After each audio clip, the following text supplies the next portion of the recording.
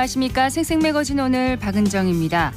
엿새간의 연휴 첫날 새벽부터 귀성 행렬이 시작되면서 고속도로가 정체를 빚고 있습니다. 공항은 해외여행 가는 분들로 북적이고 있고요. 진로나 취업을 위해 조용히 도서관으로 향한 분들도 계실 겁니다. 그런가 하면 연휴 기간 목돈을 벌기 위해 귀성 대신 아르바이트를 택한 분들도 많은데요. 한 구인구직 플랫폼이 성인 남녀 2,600명을 대상으로 추석 계획을 조사했는데요. 응답자의 56%가 아르바이트를 할 예정이라고 답했다고 합니다. 고물가의 주머니 사정이 어려워지면서 생활비 등을 마련하기 위해 단기 고수익 아르바이트에 나서는 건데요. 이렇게 연휴를 보내는 모습은 저마다 다릅니다. 하지만 그 속에 있는 소소한 행복들은 모두가 다 찾으셨으면 하는 바람입니다. 9월 28일 목요일 생생매거진 오늘입니다. 먼저 안동과 포항 울릉 연결해서 그곳의 소식과 날씨 듣겠습니다. 안동입니다. 연휴 첫날인 오늘 아침 안동은 안개가 낀 가운데 18도로 어제와 비슷하게 시작했습니다. 낮부터는 쾌청한 하늘과 함께 대체로 맑아질 텐데요. 긴 연휴 때는 밤부터 기온이 크게 떨어지면서 낮과 밤의 기온차가 10도 내외로 클 전망입니다. 갑작스럽게 바뀐 기온에 몸이 적응하기 어려울 수 있으니까요. 특히 저녁에 야외 활동하실 때는 감기 걸리지 않도록 신경 써주시길 바랍니다. 지난 7월 태풍 카눈과 집중호우로 인한 이재민 총 70세대가 추석 연휴 전인 어제 임시주택 입주를 모두 마쳤습니다. 행안부는 이재민들의 주거 안정을 위해 LH 임대주택은 지난달 3일, 임시조립주택은 지난달 21일부터 입주를 진행해왔고 입주 시작 56일 만에 마친 건데요. 임시조립주택 50동과 LH 임대주택 23가구가 각각 지원됐습니다. 북부권에선 예천군이 31세대로 가장 많았고 이어 봉화군 11세대, 영주시 5세대, 청송군 1대씩입니다. 행안부는 앞으로도 임시조립주택에 입주한 이재민들이 불편을 겪지 않도록 의견을 지속적으로 듣고 정기적인 안전점검과 예찰에 나설 방침인데요. 풍수해로 주거 공간을 잃은 분들이 다행히 추석 연휴 전에 한 분도 빠짐없이 입주를 완료했지만 2달 넘은 복구 작업에도 불구하고 원래 모습을 되찾기까지는 갈 길이 멀어 보입니다. 특히 가장 피해가 많았던 예천 벌방리 주민들은 내년 추석은 올해보다는 더 한가위답기를 바라고 있는데요. 이재민들이 하루빨리 일상으로 되돌아갈 수 있도록 바라봅니다. 지금까지 안동이었습니다. 이어서 포항입니다. 추석 연휴 첫날인 오늘 경북 동해안 맑은 하늘 드러나 있습니다. 낮 기온은 28도 안팎으로 어제와 비슷하게 다소 덥겠는데요. 다만 10도 안팎으로 크게 벌어지는 일교차에는 유의해 주셔야겠습니다. 귀성길에 나서시는 분들은 연휴 기간 동안 새벽부터 아침 사이 계속해서 짙은 안개 끼는 곳이 있으니까요. 안전운전에 신경 써주시기 바랍니다. 연휴 내내 비 소식 없이 쾌청하겠습니다. 밝은 보름달과 함께 찾아올 올해 추석, 경북 동해안 곳곳에서 추석을 맞아 모두가 즐길 수 있는 다양한 행사가 이어집니다. 우선 내일 오후 1시부터 5시까지 포항 영일대 해상 누각 앞 광장에서 취타대 퍼레이드와 오복춤 공연 등 평소 보기 힘든 전통 예술 공연이 펼쳐지고요. 굴렁쇠 굴리기와 팽이 돌리기, 투호놀이와 제기차기 등의 전통 민속놀이와 함께 고무신 던지기와 고리 던지기 등의 민속놀이 경연도 해볼 수 있습니다. 또 경주에서는 한가위 한마당 행사가 엑스포대 공원에서 내일부터 4일간 이어지는데요. 말뚝이 떡먹이기와 활쏘기, 떡매치기 등의 민속놀이를 즐길 수 있는 체험마당과 마임 연극과 트로트 등의 공연을 볼 수 있는 공연마당으로 나뉘어 다양한 볼거리를 선사할 예정입니다. 엿새나 되는 추석 연휴 기간 이 다채로운 전통놀이 함께 즐겨보셔도 좋겠고요. 청취자 여러분 풍성한 한가위 보내시기 바랍니다. 지금까지 포항이었습니다. 이어서 울릉입니다. 울릉도와 독도는 흐린 하늘 보이면서 약간 강한 바람이 불고 있습니다. 오후부터는 이동성 고기압의 가장자리에 들면서 쾌청한 하늘 드러나겠는데요. 추석 연휴 동안 맑고 선선한 날씨 이어지면서 완연한 가을 날씨 보이겠습니다. 동해 중부 안쪽 먼바다에는 서에서 북서풍이 불며 바다의 물결은 0.5에서 1m로 잔잔하게 일겠고요. 주말 동안에도 바다의 물결 0.5에서 1.5m로 잔잔할 전망입니다. 오늘 여객선은 정상 운항합니다. 울릉군이 주요 관광지를 무료로 개방하는 등 민족 대명절인 추석 연휴를 대비해 관광 안내 종합 대책을 시행합니다. 울릉군에 따르면 군의 대표 관광지인 관음도 연도교를 비롯해 독도 전망 삭도시설, 태아 향목 모노레일, 천부 해중 전망대, 죽도, 남서리 일몰 전망대 등 6개소를 고향을 찾는 귀성과 관광객의 즐거운 추억을 위해 추석 당일인 29일 무료로 개방할 계획인데요. 단 독도 전망 삭도시설과 태아 향목 모노레일, 남서리 일몰 전망대 등 3곳만 추석 당일 오후 1시부터 정상 운행하며 나머지 관광지는 오전 9시부터 오후 6시까지 예전과 동일하게 운행합니다. 군은 주요 관광지의 환경을 정비하고 관광시설물을 철저히 점검해 군민과 방문객의 불편을 최소화할 방침인데요. 가족과 함께 추억을 만들어 가시기 바랍니다. 지금까지 울릉이었습니다. 대구 이제 오게 귀향하게 된 백한비라고 합니다. 한 반년? 네, 정도 만에 왔습니다. 추석 때 그냥 부모님 보고 친구들 만나고 같이 놀다가 이제 다시 서울 올라가서 이제 대학교 복귀할 생각입니다. 그 전까지 좀 뭔가 되게 바빴었는데 좀 이제 그걸 푹 쉴 수 있는 생각에 되게 기분이 좋습니다. 서울에서 이제 다시 내려온 조혜림이라고 합니다. 저는 KTX 타고 한 2시간 정도 걸린 것 같아요. 어르신들 만나고 추석 명절답게 잘 지내는 계획입니다. 또 이번 연휴는 길다 보니까 좀 푹 쉴 수 있지 않을까.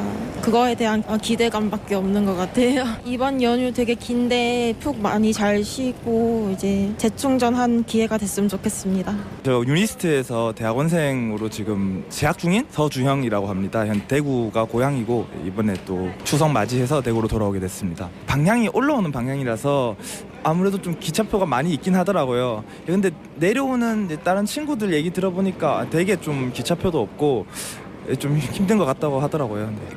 뭐 외가나 친가를 다 들릴 계획이긴 한데 요즘에 아무래도 이렇게 이틀 3일씩 계속 있진 않고 좀 당일치기로 갔다 오는 경우가 많다 보니까 이제 추석 기간에는 그런 식으로 좀 갔다 올 계획이고, 대학원생 하면서 좀 교수님이랑 이렇게 원래 메일도 많이 주고받고 하는데 좀 그런 게 없다 보니까 이번에 좀 그냥 쉬다가 돌아갈 생각입니다. 뭐 오징어 튀김이나 이런 거 좀 제사상에 올라가는 맛있어서 좋아하는데 아무래도 요새는 그런 게 많이 간략화돼 보니까 많이 있을지는 모르겠습니다. 좀 도와드려야죠. 예. 가을이 오면 눈부신 아침 햇살에 비친 그대의 미소가 아름다워요. 눈을 감으면 싱그러운 바람 가득한 그대의 맑은 숨결이 향기로워요. 길을 걸으면 불러보던 그 옛 노래는 아직도 내 마음을 설레게 하네. 하늘을 보면 님의 부드러운 꽃미소 가득한 저 하늘에 가을이 오면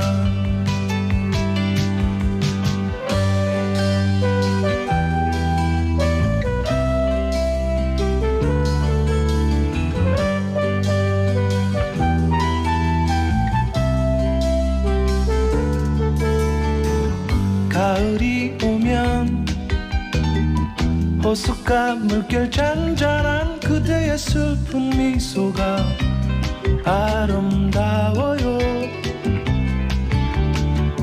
눈을 감으면 지나온 날의 그리운 그대의 맑은 사랑이 향기로워요.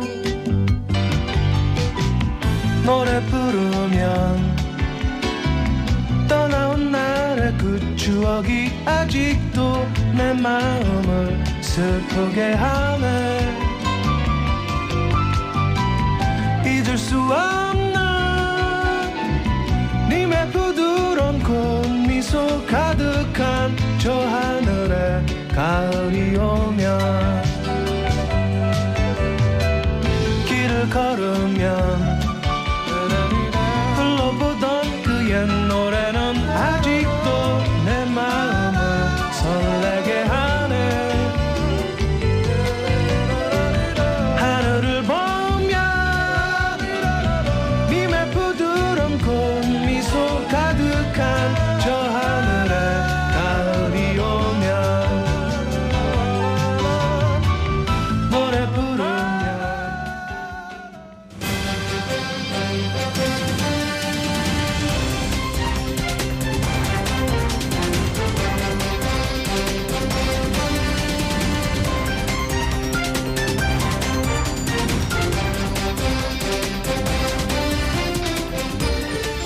흘러가는 차 안에서 이 방송 듣고 계신 분들 많으실 텐데요. 그립고 반가운 얼굴들 보러 가는 길이 사고로 이어지지 않으려면 주의해야 할 점들이 많습니다.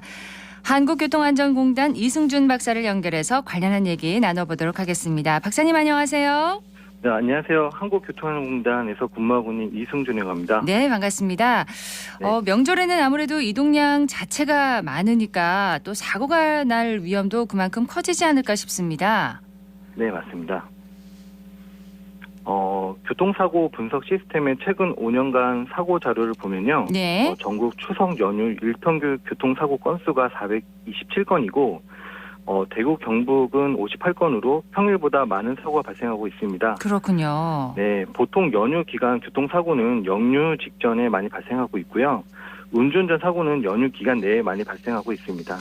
특히 대구와 경북 지역은 음주운전 사고가 타 지역에 비해 급증하고 있는 것으로 나타나서 경각심이 필요합니다. 그렇습니다. 명절 연휴 기간에 발생하는 교통사고의 주요 원인은 뭔가요?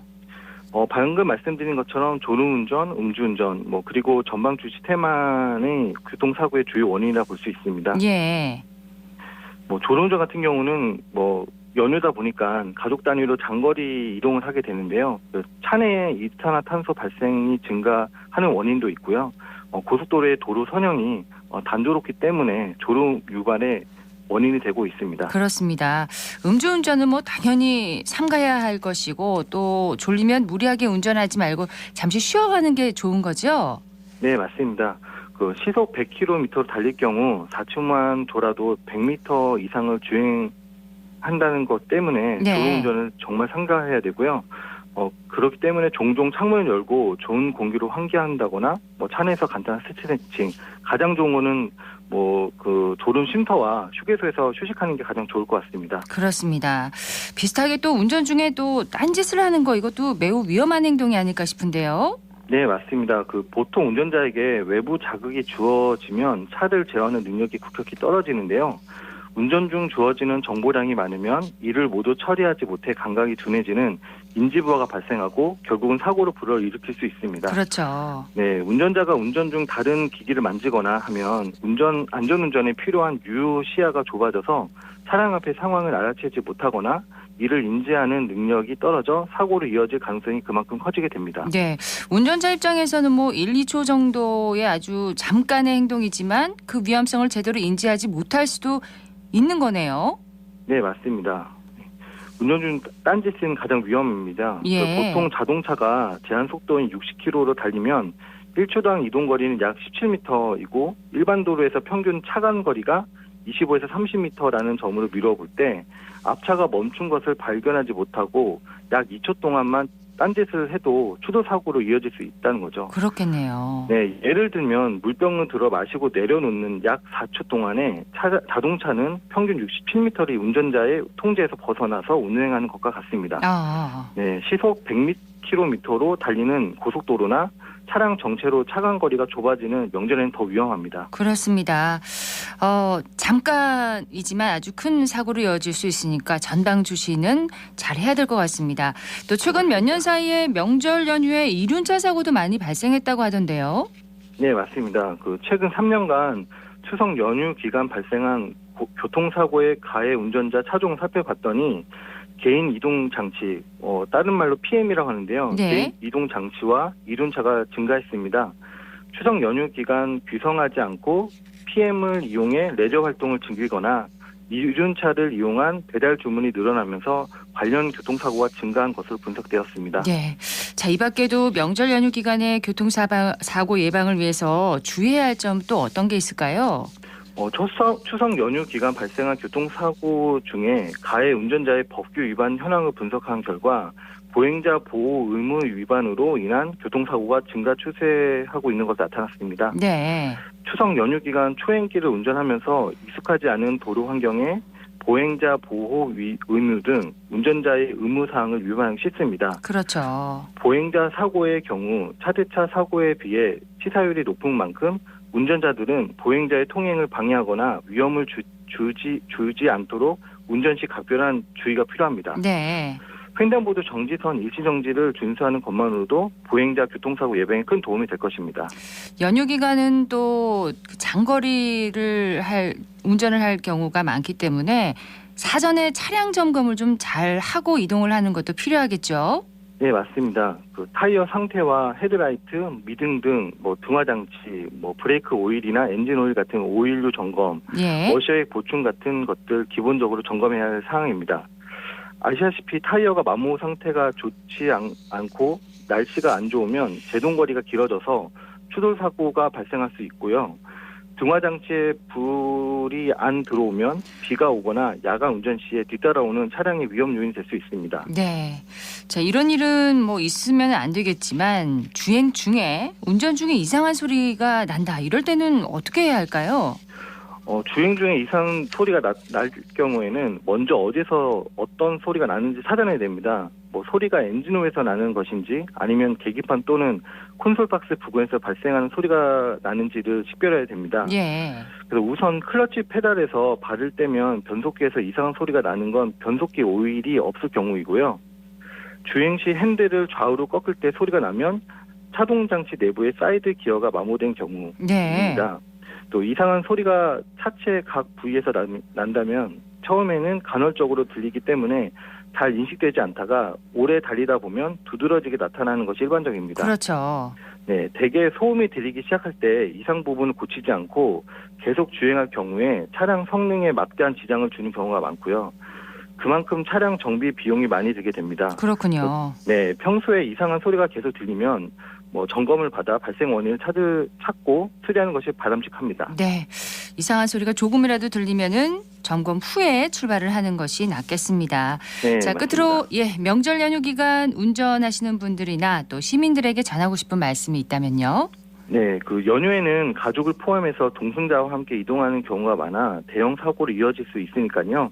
안전수칙에 유의해서 운전해야 됩니다. 네. 음주운전 금지와 전자석 안전벨트 착용, 과속운전 금지, 방향 지시 등에 대한 안전수칙에 유의해서 즐거운 연휴에 사고 없이 안전한 귀성길이 되길 바랍니다. 네, 오늘 말씀 고맙습니다.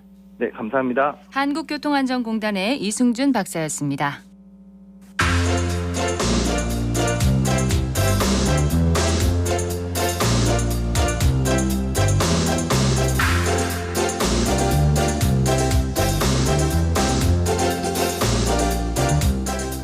(11시 23분) 지났습니다.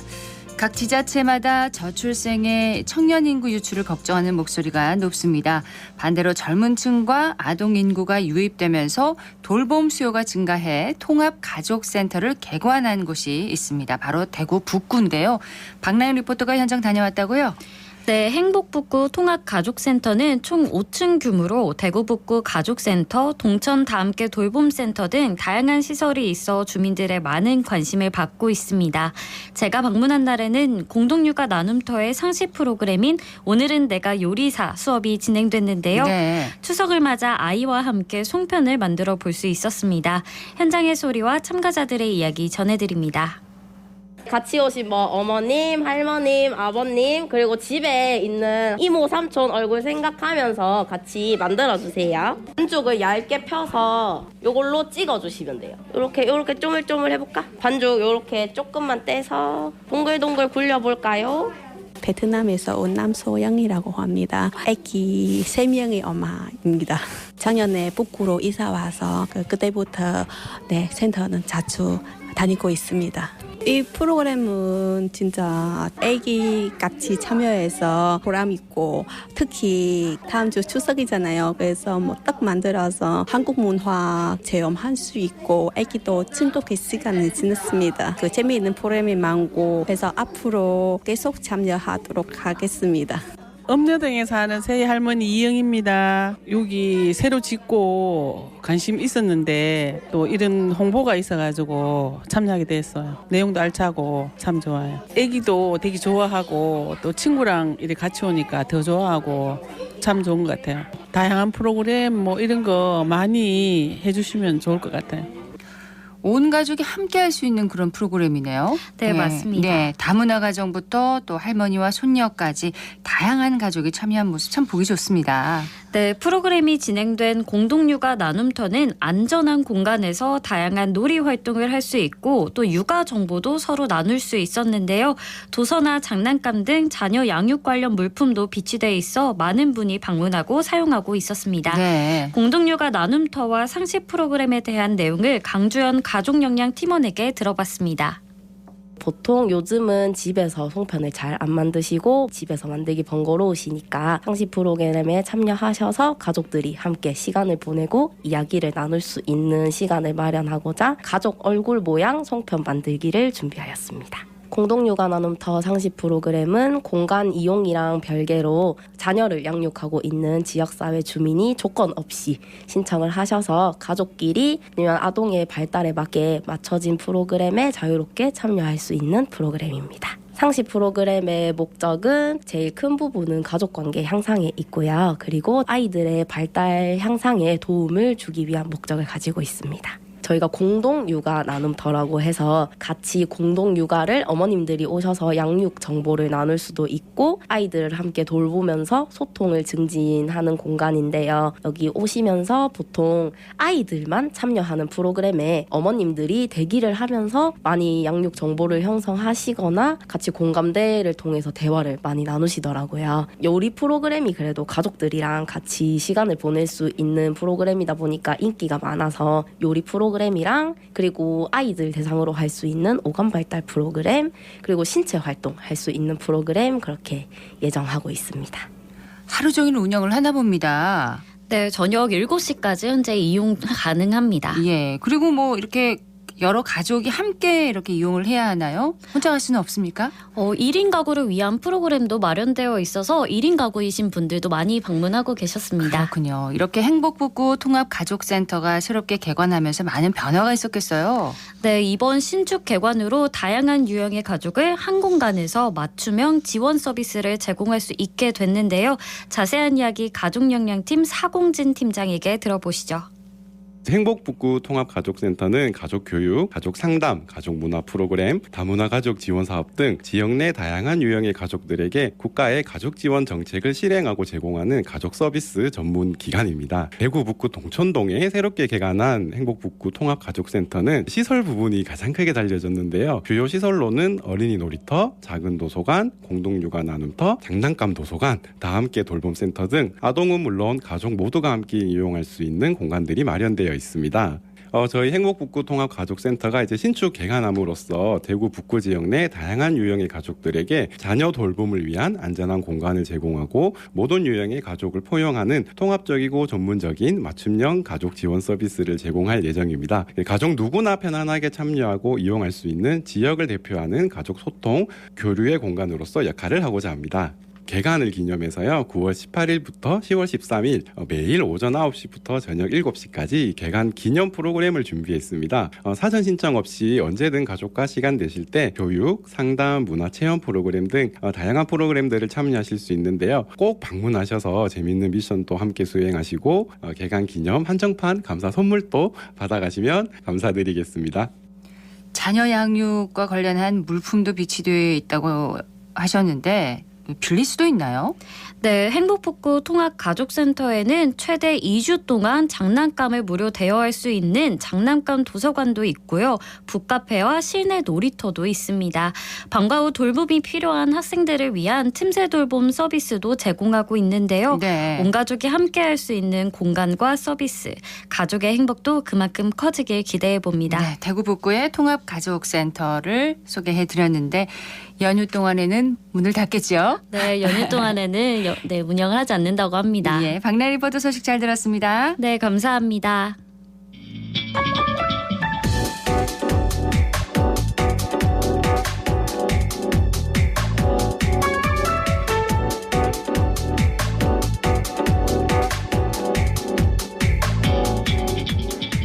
묻고 듣고 생각과 마음을 나누는 방송. 지금 여러분께서는 대구 경북을 보고 듣는 생생 매거진 오늘을 함께하고 계십니다.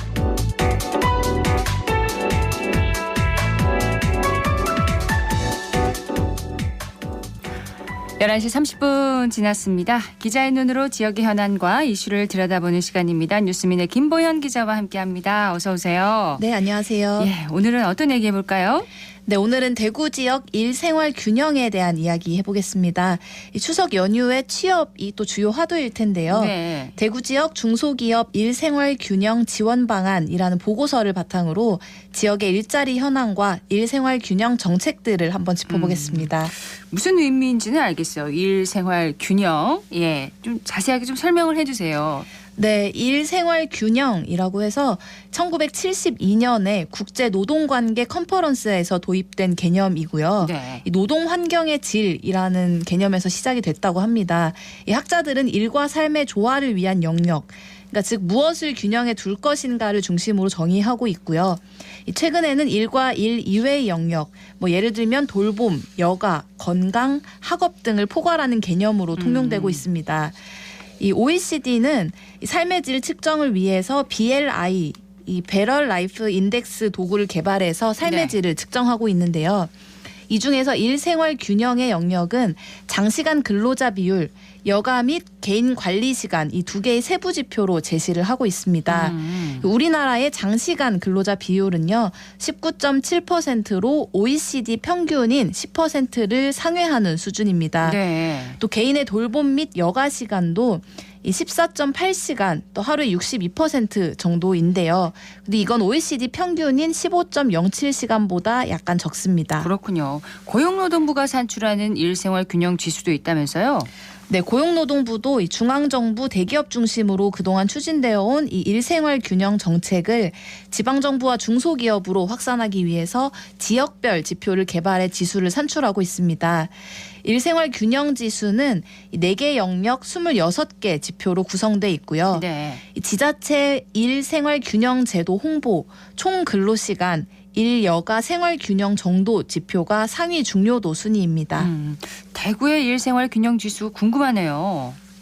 네, 대구의 일생활 균형 지수는 전국 평균을 약간 상회하는 수준으로 17개 시도 중에 중위권 정도입니다. 이 세부 내용을 살펴보면 상대적으로 지자체 관심도 영역은 높은 편이지만 중요도 가중치가 높은 생활 영역 점수가 매우 낮아서요. 이 전체적인 지수 점수가 낮은 것으로 좀 추정이 되고요. 생활 영역의 점수가 낮다고요? 네, 이 생활 영역의 가족 지표 중에 남성의 가사 노동 시간 비중이 광역시 중 가장 낮습니다. 일과 가족 생활 우선도에서 전반적으로 둘 다 비슷하다는 응답이 높긴 하지만 일을 우선적으로 한다는 경향, 여기에서 대구 남성의 응답률이 가장 높게 나타났다고 합니다. 일이 우선이라고요? 대구 남성은? 그렇죠. 네. 네. 이 생활 영역 여가 지표 중에서도 일과 여가 생활의 균형 정도가 대구의 일 집중 응답률이 전국 평균보다 높고 또 매년 증가되고 있는 것으로 나타났습니다. 네. 임신 및 출산 지원 제도 활용은 전반적으로 증가하고 있는 추세이긴 한데요. 이 배우자 출산 휴가제 이거 활용은 매우 저조하고 또 육아 등 돌봄 지원 제도 활용률이 낮고요. 가족 돌봄 휴직 제도에 대한 인지도 부족한 걸로 드러났습니다. 네. 시차 출퇴근제와 재택근무제 같은 유연근로제도 이 활용 실적이 대구가 전국 평균보다 낮습니다. 이 유연근로제도를 실시하지 않는 이유로는 노무 관리의 어려움이 가장 큰 요인으로 꼽혔고요. 이 도입 방법, 절차, 규정을 몰라서라는 응답 비율도 높았습니다. 대구는 또 중소기업이 많다는 특징도 있죠. 네, 이 대구의 일자리 상황부터 좀 살펴봐야 될 텐데요. 대구는 소상공인과 중소기업 종사자 비율이 특광역시 중에 가장 높습니다. 이 업종별로 살펴보면 사업체는 도매 및 소매업이 많고 이 종사자들은 제조업에서 차지하는 비율이 높습니다. 또 사업체에도 1에서 4인 규모, 그러니까 규모가 작은 사업체의 비율이 소규모. 높고 다수의 산업을 중심으로 이 종사자의 성별 불균형 현상이 나타나는 등 이 성별의 직종 분리도 심화되어 있는 양상을 띠고 있습니다. 네. 이 일생활 균형 제도도 이 구조 속에서 봐야 될 텐데요. 도매나 소매업을 중심으로 하는 이 10인 이하 소규모 형태의 중소기업이 다수여서 가족 친화제도 도입과 활용에는 또 어려움이 있습니다. 아무래도 소규모성이니 조직 문화 형성이나 일생활 균형의 기업 문화가 자리 잡기 어렵다는 이유도 있고요. 네. 사업체 수가 많은 도매업, 소매업은 이 성별 종사자 비율에 크게 차이가 없었지만 숙박 및 음식점업은 여성 종사자가 많고요. 이 제조업은 남성 종사자 비율이 높아서 이 사업체 수가 많은 산업의 종사자가 특히 성별 불균형이 심한 상황입니다. 이 특정 성별이 집중되는 경향 때문에 또 상대적으로 일생활 균형에 어려움이 있을 것으로 예측이 됩니다. 근데 그 보고서 내용 중에 지역적 특성으로 일지향적인 경향이 있다. 특히 남성에 대한 얘기죠. 이 부분은 좀 흥미롭네요. 그쵸. 이 대구 산업 구조 자체가 이 제조업, 남성의 일 중심적인 경향이 뚜렷하다 보니 여성은 일 가정 균형, 반면 남성은 일 성장 균형에 대한 관심도가 높다고 보고서가 분석을 합니다. 네. 이런 특성이 대구시의 일 생활 균형 지수 중에 이 가족 지표, 여가 지표 점수가 낮은 것과도 관련성이 있다고 분석이 됩니다. 기업에서 자체적으로 일생활균형 제도를 시행하기 어렵다면 지자체가 또 지원을 해야 할 텐데 대구시가 지원하는 내용은 뭔가요? 네, 우선 조례를 제정했는데요. 대구시가 일생활 균형 지원에 관한 조례 이렇게 제정을 해서 관련 정책들을 추진하고 있고요. 네. 이 외에도 양성평등 기본조례, 일자리 창출 지원조례 등에도 관련 내용들이 포함되어 있긴 합니다. 또 관련된 사업을 수행하기 위해서 대구 일생활균형지원센터를 위탁해서 운영을 하고 있고요. 이 가족 친화 인증제 확산을 위해서 이 가족 친화 기업 문화 조성 사업, 일생활균형 시민 공감 사업 같은 사업들을 추진하고 있고요. 네. 이 대구시 가족 친화 인증 기업은 이 공공기관, 대기업, 중소기업 중에서 중소기업이 차지하는 비율이 높고 또 업종별로는 제조업과 정보통신업이 차지하는 비율이 높다고 합니다.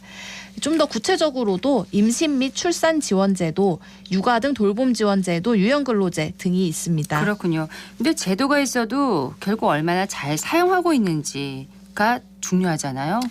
그렇죠. 이 얼마나 잘 사용하고 있는지 이 전국 평균에 대비를 해보니까요. 네.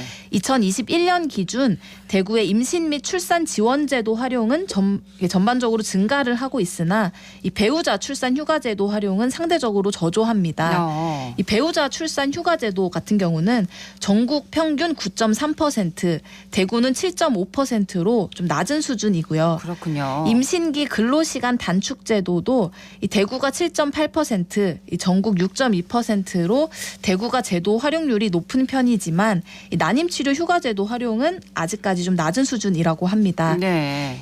육아휴직 제도 활용률을 보면 2021년 기준 전국은 11.4%로 이 전년 대비 4%포인트 증가를 했는데요. 네. 대구는 9.5% 정도입니다. 전국 평균보다 낮은 수준이죠. 그럼에도 전년 대비 좀 증가를 하고 있는 추세라고 하고요. 인식이 조금씩 바뀌고 있긴 하네요. 그렇죠. 네. 네. 하지만 이 외에도 육아기 근로시간 단축제도가 전국이 7.4%, 대구가 3.8%, 가족 돌봄 휴직제도도 전국이 3.1%, 대구가 1.8%, 가족 돌봄 휴가제도가 전국이 5.5%, 대구 4.3%로 전반적으로 대구의 제도 활용률이 저조한 편입니다. 그렇군요. 네, 유연 근로제 활용도 대구가 전반적으로 전국보다 낮은 경향이지만 조금씩 증가되고 있는 추세라고 합니다. 자, 돌봄 지원 제도나 유연 근로제도 활용이 전국 평균보다 이렇게 저조한 건 앞에서도 이제 얘기를 했지만 중소기업 비율이 높은 그런 특성과도 관련이 있겠네요. 맞습니다. 이 특히 소규모 중소기업 비율이 높아서 그런 거라고 추정이 되는데요.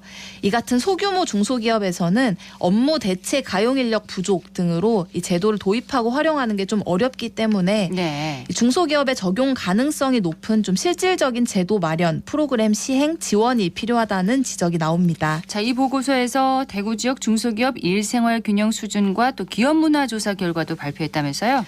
네, 이 중소기업 종사자들을 대상으로 설문조사도 진행이 됐는데요. 네. 그 결과를 살펴보면 이들 중소기업의 일생활 균형 기업 문화 수준은 전반적으로 낮은 편이란 인식이 많았습니다. 이 상대적으로 이 지원을 위한 기업의 의지 수준이 좀 낮다는 평가가 많았고요. 예. 이 종사자 개개인의 특성별로는 여성, 50대 미혼인 경우 점수가 좀 더 낮은 경향이 있었습니다.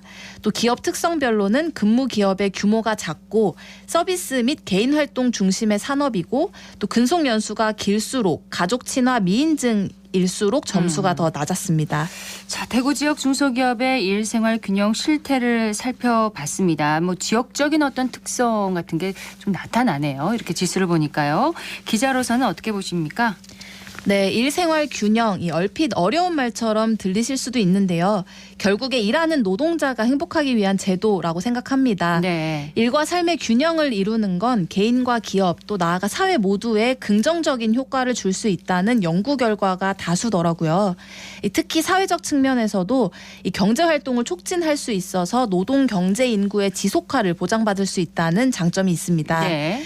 이번 추석에는 일, 가정, 여가, 개인의 성장 중 내가 어디에 중점을 두고 있는지 순위나 점수를 매겨보시는 건 어떨까요? 이 적절한 시간을 배분하는 것 그리고 내 삶의 문화적 요소를 살펴보는 것도 좋을 것 같습니다. 네. 이 지역 사정에 맞는 국가와 지자체 차원의 지원 제도를 보완하는 것도 필요하겠고요. 이 사각지대가 없는지 대구에서 또 열심히 취재하겠습니다. 자, 이번 추석 연휴에는 일생활 균형 잘 맞춰서 잘 보내야 될 것 같습니다. 김보현 기자 고맙습니다. 감사합니다. 네, 뉴스민의 김보현 기자였습니다.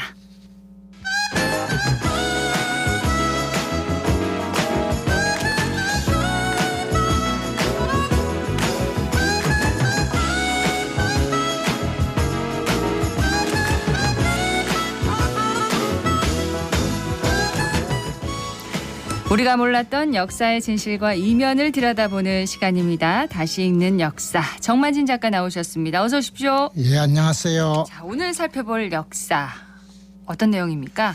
오늘이 9월 28일인데 1950년에 9월 28일에 서울을 수복했습니다. 그래서 우리나라 국사에서 수도를 적에게 빼앗겼던 일을 돌이켜보면서 역사의 교훈을 한번 짚어볼까 해요. 보통 전쟁에서 수도가 함락되면 대체로 그 나라가 멸망한 것으로 그렇게 인정하지 않습니까? 그렇죠. 예, 그렇습니다. 예. 우리나라 국사에서 최초로 서울을 뺏긴 것은 이제 고조선이 멸망할 때인데 기원전 107년이에요. 이때 1년 동안 중국 한나라가 평양을 포위하고 있습니다. 그래서 결국 이기지 못하고 1년 만에 점령을 당합니다. 그 과정에서 고조선 마지막 임금인 우고왕이 죽는데 암살을 당했어요. 예. 많은 사람들이 격렬히 한나라 군대와 싸우다가 순국 전사를 하죠. 예. 그 과정에 배신자도 많이 생겼습니다. 우거왕이 한나라 군대에 의해서 암살을 당한 건가요? 아닙니다. 한나라 군대한테 죽었으면 이제 전사를 했다 하겠는데 네. 우리나라 사람들한테 죽었죠. 예? 그러니까 우거왕이 끝까지 싸우겠다고 하니까 신하들 중에서 한나라와 강화, 평화를 주장한 사람들이 암살을 했어요. 그래서 성문을 열어서 한나라 군대가 평양성 안으로 들어오도록 합니다. 이제 문제는 이때 또 그 우고왕의 아들이 그 신하들 편을 들어요. 아들이요? 예. 그 아버지로서 얼마나 답답하고 우울했겠습니까? 네. 물론 아들이 아버지를 죽이거나 했다는 기록이 남아있지는 않는데요. 뭐 아무튼 요즘식으로 말하면 국무총리에 해당하는 사람을 고조선 때는 조선상이라고 그랬어요. 상자가 재상상자죠. 조선상. 예. 조선상 이름이 이제 로인 길로자의 사람인자에서 로인 둔법축으로 하면 노인인데 네. 이 사람이 항복하는데 앞장섰다는 기록이 남아 있습니다. 그런데 물론 당시에는 성씨가 없었기 때문에 이 사람이 김씨인지 이씨인지 정씨인지 그런 것은 알 수가 없어요. 이름이 로인이군요. 그렇죠. 이 로인 앞의 이제 국무총리 조선상이 역계경이었는데 역계경은 우고왕이 계속 전쟁을 하겠다고 하니까 자기는 항복하지도 않고 그렇다고 우왕을 암살하는데 편들지도 않고 네. 지지자들을 이끌고 남쪽으로 당시 남쪽이면 진국이죠. 남쪽으로 피신을 해버립니다. 그러니까 그 나라의 그 국무총리가 전쟁이 일어났는데 지지자들을 데리고 이제 나라를 떠나서 나가버린 거군요. 떠나버린 거네요. 그렇죠. 네. 정말 책임감이 없네요. 그렇습니다. 근데 네. 물론 이제 지금 시각으로 꼭 볼 일은 아니고 당시 정치를 기준으로 역사는 살피는 게 중요한데요. 네. 당시에는 우고왕이 우리가 생각할 때 왕하니까 절대 군주 같지만 그렇지 않고 여러 부족들이 세력을 통합해서 연합했는 나라이기 때문에 다른 집단 지도체제의 대표가 왕하고 마음이 안 맞으면 흩어질 수도 있는 거예요. 그러니까 네. 우고왕이 강력한 일사불란한 지도력을 발휘하는 것은 어려웠다 처음부터. 그래서 역계경이 자기 지지자들을 데리고 남하하는 일도 당시로서는 있을 수 있었다. 그래 볼 수 있습니다. 네. 국가가 이제 위기 상황에 처했을 때는 강력한 지도력을 발휘할 수 있는 어떤 정치적인 체제가 참 필요하다라는 걸 이 사례에서도 알 수가 있는 거네요. 네, 그렇습니다. 물론 그렇죠. 그런데 1592년에 임진왜란 때를 보면 꼭 그런 것도 아니다라는 걸 알 수 있어요. 당시는 이제 전제군주 시대이기 때문에 우고왕이나 역기경 때하고는 다르죠. 네. 그런데 이 선조가 다 권력을 가지고 있었잖아요. 그러나 실제는 그렇게 집행이 안 됐죠. 임진왜란 당시 서울을 함락당했을 때는 또 어떤 일들이 있었나요? 당시에 조선군 총사령관이 이제 도원수라고 했는데 이분이 이름이 김명원인데 네. 부사령관은 신각이라는 장군이었어요. 5월 2일 날 일본군이 한강 밑으로 강남에 와가지고 조총을 막 쏘니까 네. 도원수인 김명원이 부하 장졸들한테 무기를 다 버리고 갑옷도 버리고 도망쳐라 이렇게 합니다. 아, 부하들에게? 네, 그러니까 부원수 신각이 놀라서 그게 무슨 말씀이십니까 하니 네. 이 도원수가 하는 말이 우리가 여기 있을 때가 아니고 지금 임금 곁에 가서 임금을 지켜야 한다. 임금을 지켜야 나라를 구할 수 있다. 이러고는 자기가 제일 먼저 군복 벗고 평민복으로 갈아입고 평양 쪽으로 도망을 쳐버립니다. 뭔가 핑계 같은데요. 그래서 신각이 남은 군사를 데리고 양주 쪽으로 가다가 일본군을 만나가지고 네. 작은 전투 끝에 우리나라 육군으로선 최초의 승리를 거두게 됩니다. 네. 그런데 이 신각이 얼마 안 지나서 사형에 처해져요. 왜냐하면 김명원이 선조한테 가서 신각이 탈당했다고 허위 보고를 한 거예요. 그래서 선조가 이렇게 사형 선고를 내린 그렇죠. 건가요? 이야, 비록 나라를 구하지는 못했지만 우고왕이 좀 더 바람직한 최고 권력자가 아닌가 싶기도 합니다. 그렇습니다. 우고왕이 최선의 노력을 다했다고 우리가 인정할 만하죠. 당시 한나라 군대예요. 한나라 군대라면 로마 제국과 더불어 동양과 서양을 나누어서 다스리고 있던 세계 최강의 군대입니다. 네. 동양에서 모두 한나라한테 멸망당했는데 1년이나 평양성이 포위된 상태로 싸웠다는 것은 우고왕이 그동안 국력을 튼튼하게 잘 구축했다는 사실을 말해주는 증거죠. 오래 버틴 거네요. 그렇습니다. 예. 그렇게 보면 백제 의자왕과 또 고구려 보장왕 맞나요? 그렇습니다. 예.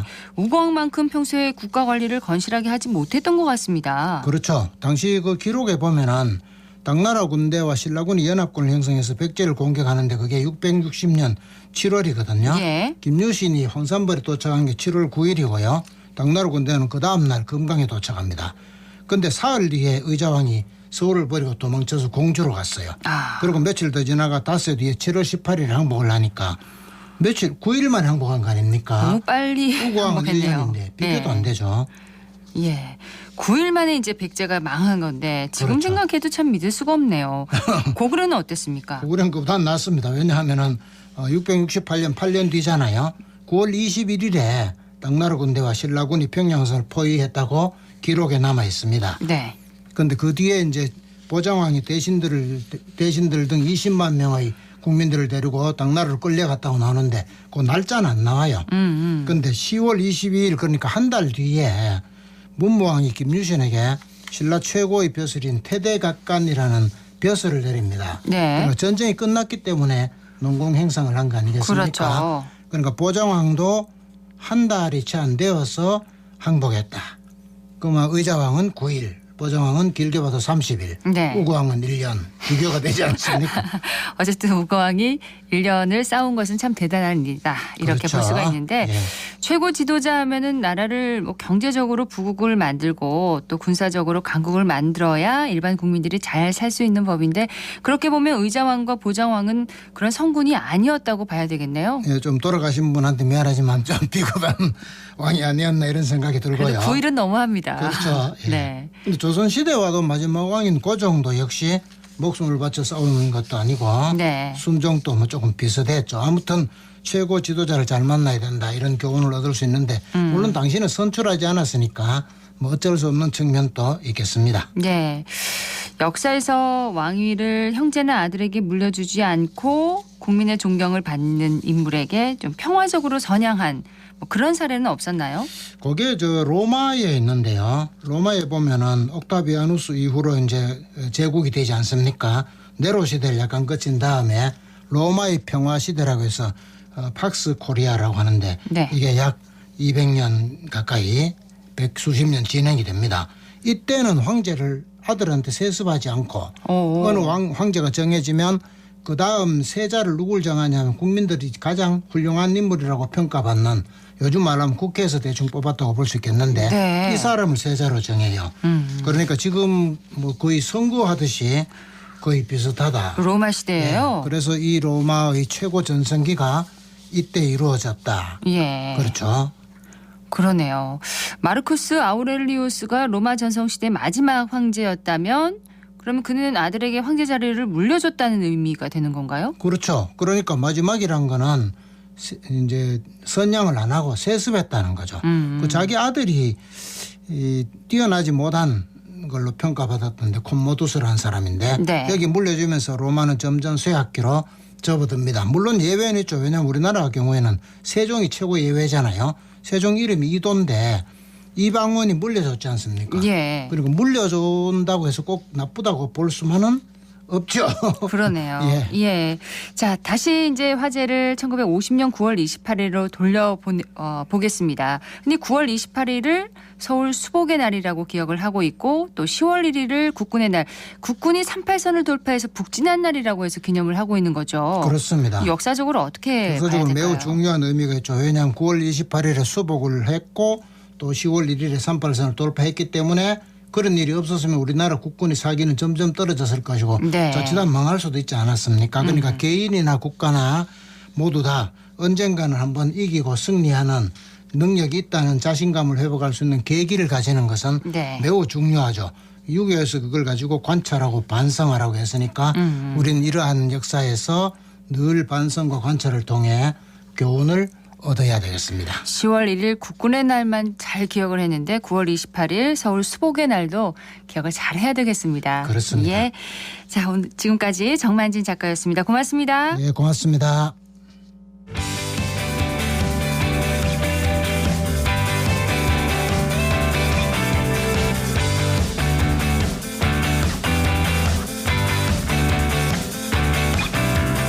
클립 정보 클립.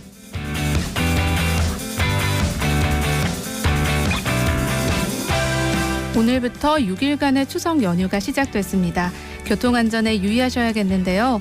특히 철도 건널목 사고는 대부분 운전자 부주의로 일어나며 사고가 발생하면 중대사고로 이어지는 경우가 많습니다.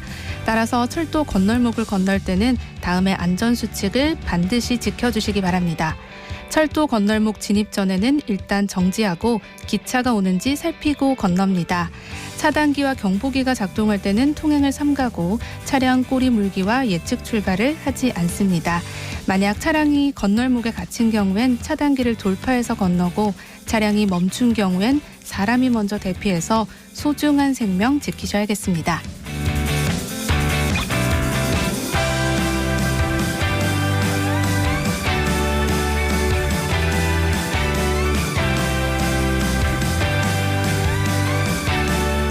대구시와 대구문화예술진흥원이 대구의 3대 문화관광자원과 여행지를 알리기 위해 삼삼한 대구여행 사진공모전을 엽니다. 공모 주제는 대구의 건축관광자원, 역사문화관광자원, 자연관광자원 등의 낮과 밤으로 낮풍경 한 점과 밤풍경 한 점을 한 세트로 구성해서 1인당 최대 2세트까지 신청하면 됩니다. 접수 기한은 10월 31일까지로 삼삼한 대구여행 홈페이지를 통해 자세한 내용을 확인하고 접수하실 수 있습니다.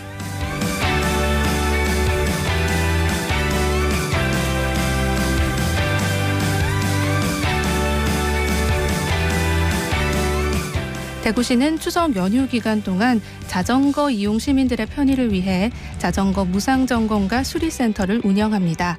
오늘은 신천 희망교, 토요일은 침산교, 일요일에는 동신교와 강정 고령부에서 점검이 진행되는데요. 자전거 변속기, 조향장치, 제동장치, 타이어를 점검하고 수리합니다. 연휴 기간 중 추석 당일을 제외하고는 지정된 장소에서 오전 10시부터 오후 5시까지 운영되니까요. 자전거를 이용하는 시민들은 참고해 보시면 좋겠습니다.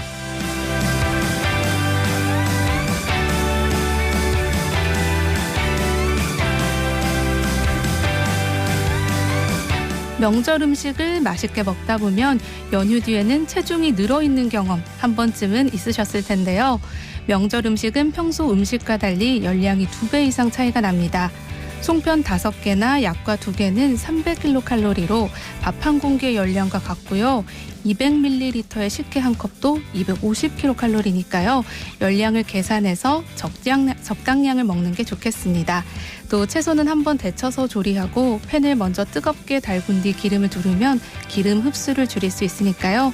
명절의 건강도 생각하면서 맛있는 음식 드시면 좋겠습니다.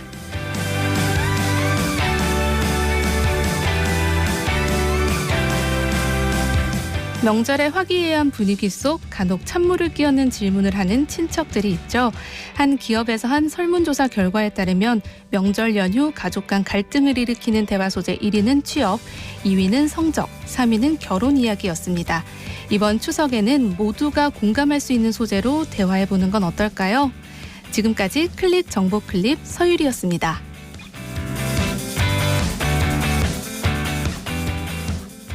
식품의약품안전처가 추석 연휴 기간 장거리 운전을 할 경우에 멀미약을 복용하면 졸음과 방향감각 상실 등 부작용이 생길 수 있다며 복용을 피할 것을 당부하고 나섰습니다. 또 한국가스안전공사는 연휴 기간에 가스버너와 부탄캔 사용 등에도 주의를 당부했는데요. 각 기관의 여러 가지 주의사항들 꼭 숙지해서 안전한 연휴 보내시기 바랍니다. 자, 생생매거진 오늘 준비한 순서는 여기까지입니다. 내일은 특집방송 관계로 하루 쉬고요. 다음 주 월요일에 다시 찾아뵙겠습니다. 풍성한 한가위 보내시기 바랍니다. 고맙습니다.